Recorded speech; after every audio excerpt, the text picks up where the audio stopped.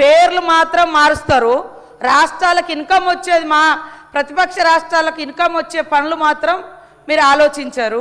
కానీ గాంధీ గారు దేశానికి స్వతంత్రం కోసం ఒంటి మీద కనీసం గుడ్డ అంటే బట్ట కూడా లేకుండా సర్వస్వం త్యాగం చేసి ఆర్ఎస్ఎస్ వారి చేతిలో చంపబడ్డ, గాడ్సే చేతిలో చంపబడ్డ ఆయన పేరు మాత్రం తొలగించారు. గాడ్సేనే కదా చంపింది, గాడ్సేనే కదా, గాడ్సేనే కదా.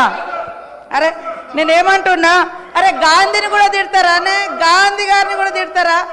ఏం ఇది గాంధీ గారు ఏమన్యాయం చేసిర్రు సార్? నేను అడుగుతున్నా, గాంధీ గారు ఏమన్యాయం చేసిర్రు సార్? దేశం కోసం పోరాటం చేసిర్రు.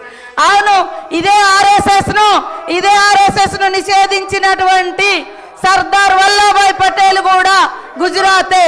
ఆయన ఏదో గొప్పండు, ఆయన కూడా మా పార్టీ, ఆయన కూడా మా సిద్ధాంతాలతోటే పనిచేసిండు. ఎందుకు ఈ డీవియేషన్ తీసుకొస్తున్నారు మీరు? మీకు చరిత్రలో చరిత్ర లేదు. మా చరిత్రను కనుమరుగు చేయడమే కాకుండా పాపం సిన్సియర్గా పోరాడినటువంటి వాళ్ళ పేర్లను పెడితే కూడా ఆయన బతికే లేడు, ఆయన పేరు పెడితే కూడా తీసేసి ఉపాధి హామీ చట్టం కింద. ఈ తప్పు. గాడ్సే ఎవరు? గాడ్సే ఎవరు? గాడ్సే ఎవరు చెప్పండి? గాడ్సే ఎవరో చెప్పండి. గాడ్సే ఎవరు చెప్పండి? మీరే కదా గాడ్సేకు నివాళులు అర్పిస్తున్నారు. గాడ్సే పెద్ద పోరాట యోధుడు అంటున్నారు. మరి దేశానికి స్వతంత్రం తెచ్చిన మహనీయుని చంపినటువంటి గాడ్సేని మీరు పొగడడం ఎంతవరకు కరెక్ట్?